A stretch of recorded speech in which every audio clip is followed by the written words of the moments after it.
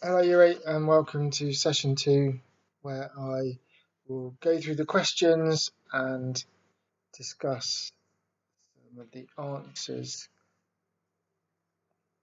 concerning this extract from the short story, An Ideal Family. So, if you open the document and click this link, it would have taken you to a website for a free book by the author Catherine Mansfield. It's called The Garden Party, so it's a collection of her short stories. So if you like the style and the time period, and you're interested in reading some short stories, that would be a good place to go. So we had a story about Mr. Neve, a day, an evening, and a walk home, and his thoughts and feelings, and his family. So these are the questions on the text. So question 1, how many steps are there and what adjective describes them? So some of the questions are quite straightforward, as in find the information. So he descended 3 broad steps. So the answer is 3, and the adjective that describes the steps is broad. So, and then what 3 words describe spring? So here we have this sentence: spring, warm, eager, restless.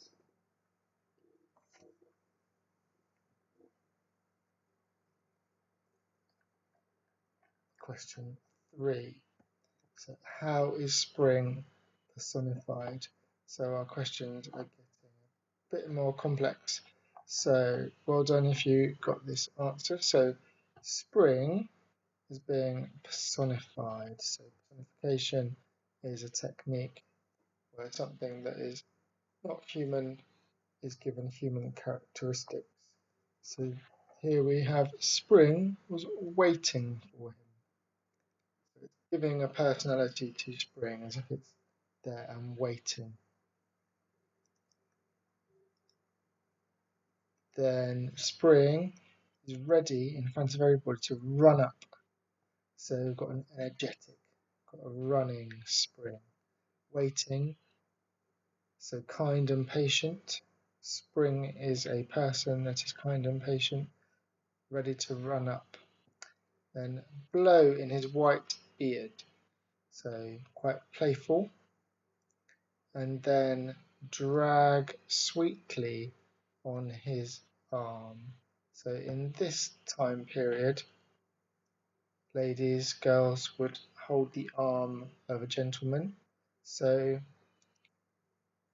maybe pull the arm to steer the direction of the gentleman. So here we have spring as personified as a young girl, which sort of ties in to his daughters and wife, who we meet later in the story. So the next question. He wanted to stand still, to wave it away. So what is it? So in this sentence, to wave it away.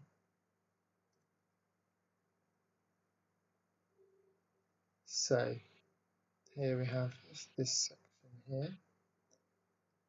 So he was tired, and although the late sun was still shining curiously cold with a numbed feeling all over, quite suddenly he hadn't the energy, he hadn't the heart to stand this gaiety and bright movement any longer. It confused him. He wanted to stand still, to wave it away with his stick, to say, "Be off with you." So this gaiety and bright movement. So gaiety is happiness and bright movement. So all of the people all around who are leaving work and on this nice spring evening, walking swiftly or laughing, all of the other people, he wants to wave it away. Be off with you, like a grumpy old man. And then we have the question, what does he not have the strength and energy to do? So I've already read that he was tired and he just doesn't want to do it. So here we go. Suddenly, it was a terrible effort to greet as usual, tipping his wide awake with his stick all the people whom he knew, the friends, acquaintances, shopkeepers, postmen, drivers, with the gay glance that went with the gesture, the kindly twinkle that seemed to say, I'm a match and more for any of you. That old Mr. Neave could not manage at all. So, on his way home, he would tip his hat to all the people whom he knew, friends, acquaintances, all the workers. So he'd be very kind and greet lots of people. He wouldn't just walk with his head down. So from his work to his home, it just seems too great an effort, a terrible effort to be friendly. So that's quite sad, isn't it? So how this character is feeling.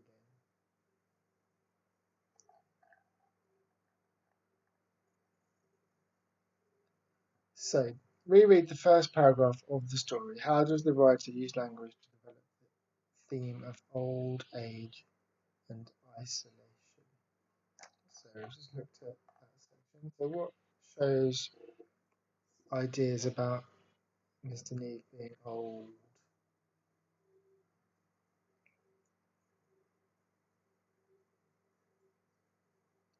So the adjective old does the job, doesn't it? So, and it's repeated. Too old, tired, and this white beard, so it's cliche, typical image, isn't it, of a white bearded older person.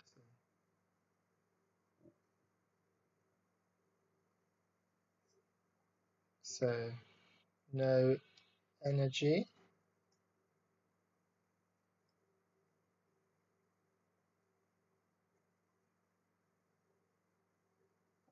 and things he couldn't do. So he couldn't meet her, as in spring. No, he couldn't square up. So all the things he couldn't do. He couldn't be young. So that contrast there, old, direct opposite, young. He's got a stick. And then that old cliche, be off with you, grumpy old man. And then his physicality. So the physical problems that he has, difficulties. So stumping along, uh, as if. So we've got the simile here. As if he were walking through air that had somehow grown heavy and solid like water. So the physical act of walking, tiredness that he's feeling in his old age, the language here is simile. And then it carries on.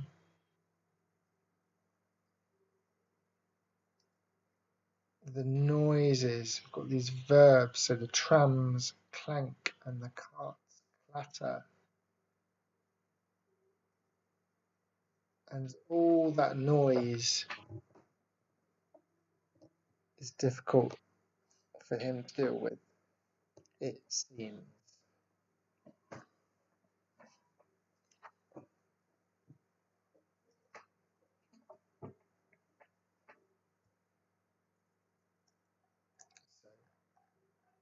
Lots of things there about language to show him feeling isolated. So we talked about spring being personified, didn't we? So that young girl trying to take him by the arm, and he's the opposite of that, isn't he? So we've got that contrast. He's not a young person. So, and then we get this introduction of the character Harold.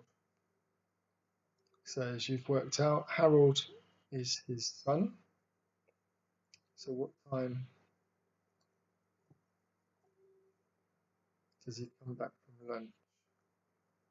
Close on 4. So he left at 12. He's had a nearly 4-hour lunch. He left at 1 3-hour lunch. So someone who takes such a long lunch is basically only doing half a day's work. And what type of person would do only half a day's work?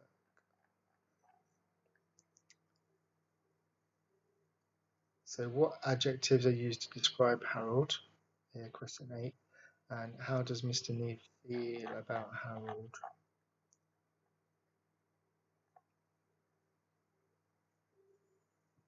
So where had he been? What had he been up to? He wasn't going to let his father know. So how does Mr. Neve, his old father, feel about that? Where had he been? What had he been up to? He wasn't going to let his father know, so they obviously don't communicate. He doesn't respect his father. So how does his father feel about that? A bit resentful. He just happened to be nearby in a vestibule when Harold came in. So that it's just a coincidence that he even saw his son. His son wasn't coming to say hello, so they don't seem very close. So perfectly turned out. So it's an old-fashioned way of saying dressed, the way you're turned out. So he's very nicely dressed. And then cool, suave. So we've got these adjectives that describe Harold. And smiling. He has a peculiar little half smile that women found so fascinating. So he's got a look on his face that women like. He's very handsome, and too handsome by far. That's what Mr. Neve thinks. Too handsome because everyone worships him, makes a young god of him. Forgive him everything because he's so handsome. Obviously, maybe very nice as well, personality, but the way he looks, Mr. Neve thinks he gets away with too many things. So, is he respectful of his son? Doesn't seem so. A bit resentful. Doesn't think he works hard enough. Doesn't think he has to do enough. He gets away with things because of people wanting Harold to like them. So, the next question, also about Harold. So, what had Harold stolen as a child, and where did he hide it? So, he had needed some forgiving ever since the time he was 13. He had stolen his mother's purse, taken the money, and hidden the purse in the cook's bedroom. So that was like almost framing someone else for a crime, wasn't it? So taking the money out, but hiding the purse in the cook's bedroom. So that cook would have been accused of being a thief. It's quite a serious, unpleasant thing to do to somebody, isn't it? Especially if you're in someone's employment. So what does that say about Harold as a child? Doesn't mean he's the same as an adult, though he is not working very hard here. So, but it wasn't only his family who spoiled Harold, it was everybody. It was everybody. So is old Mr. Neve a bit jealous of that? How does he feel? So a business has to have your whole heart and soul put into it. And Harold, handsome Harold, doesn't seem to be putting his whole heart and soul into a business, into their business. So he doesn't seem to respect his son very much, and his son seems quite lazy. That's how he feels about him. So next question. What adverb describes old Mr. Neal walking uphill?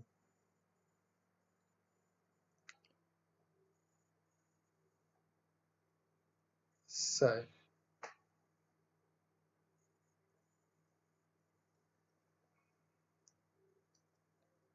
let's find this section.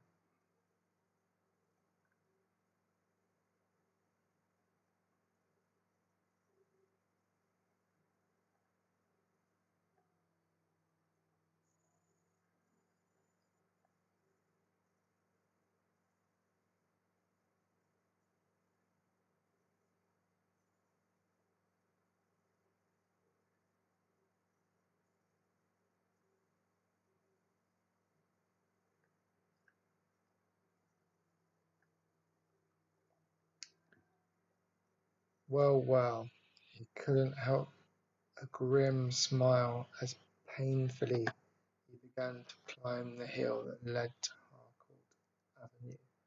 So he's climbing the hill, smiling grimly as painfully he began to climb. So there we go. Painfully. Well done if you found that. And in the story, what do his family suggest old Mr. Neal should do instead of work?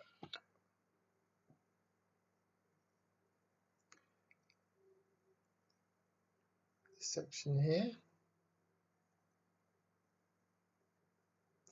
Why will you be so unreasonable, father? There's absolutely no need for you to go to the office. It only makes it very awkward for us when people persist in saying how tired you're looking.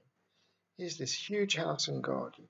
Surely you could be happy in appreciating it for a change, or you could take up some hobby. So lots of you got the idea of having a hobby. Less of you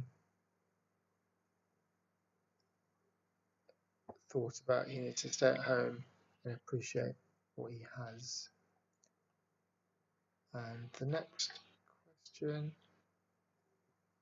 how much did the gramophone cost?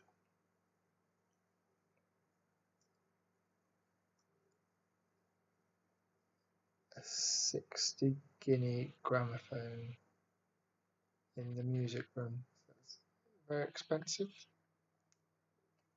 And what do people think is the reason old Mr. Neal's daughters aren't married?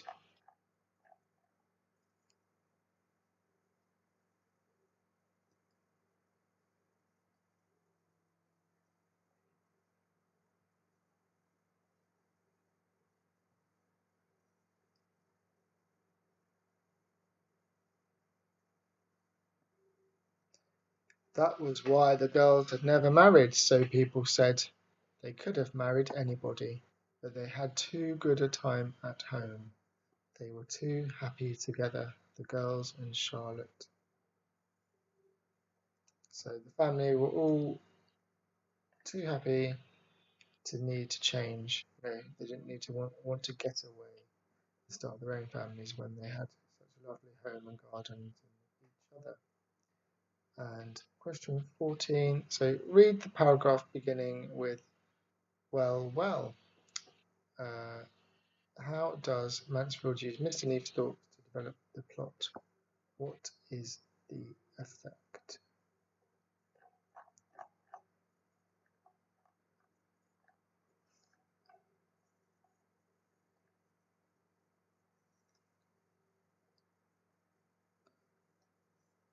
So, well, he couldn't help a grim smile as painfully he began to climb the hill that led into Harcourt Avenue. Where would Lola and her sisters and Charlotte be if he'd gone in for hobbies, he'd like to know.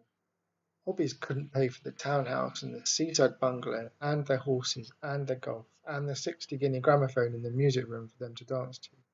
Not that he grudged them these things. No, they were smart, good-looking girls, and Charlotte was a remarkable woman. It was natural for them to be in the swim. As a matter of fact, no other house in the town was as popular as theirs. No other family entertained so much. And how many times old Mr. Neve, putting the cigar box across the smoking room table, had listened to praises of his wife, his girl, of himself even. So they're very rich. They've got lots going on for them. But there's sort of an undercurrent here, isn't there? That he's the one doing lots of work.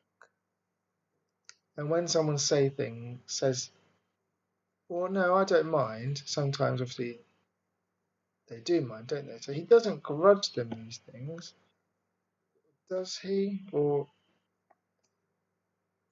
does he get as much enjoyment out of them as they do? Are they almost taking advantage of him?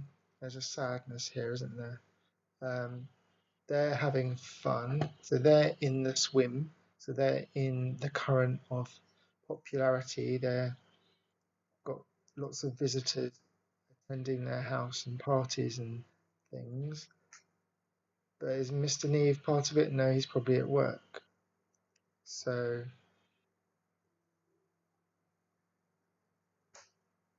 yeah, the idea of the story is there something we're not knowing about their relationship. So we're going back in time, thinking about all the parties and the things they have. So we're going to be wondering, why aren't they married? Does he really grudge them? So know even what's happening, that all these they're entertaining. Lots of people praising his wife and his daughters. What's that about? So there's some intrigue built up there, as well as a bit of sadness. And 15, what is the effect of using spring imagery to show Neve's mental and physical condition?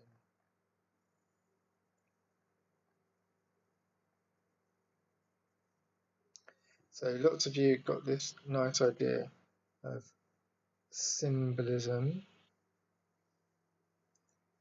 So the idea of spring as young and beautiful, and the idea of new life and new beginnings. And Mr. Neve contrasts to that, doesn't he? He's fighting against that almost, as he's the opposite. He's turning away from spring. He is feeling tired and old. So in the symbol, he's more of a winter, isn't he? Yeah, definitely in the autumn. So he's turning away from life symbolically, coming to the end of his life, end of his energy. So symbolically, having that contrast, that juxtaposition as opposite is a clever technique.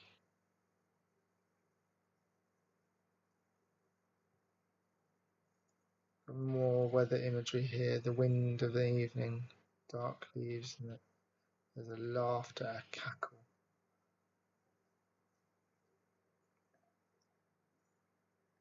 So this section again. Spring, warm, eager, restless. So he's, think about his daughters. They're having fun and being together, and he's separate. So at the end of his life, is it a symbol? Has that how he's been through his life? Not appreciated, not joined in life, and now he's at the end of it, and it's too late. There's questions there.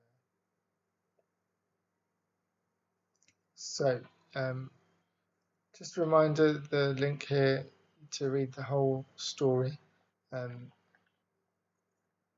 It's a sad ending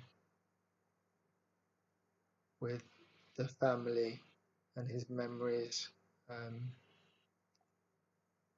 Quite a complex idea, and there's lots of other stories in that collection as well, like I said. So well done for those of you that made your best efforts and answered lots of questions, and I hope you enjoy the next session that we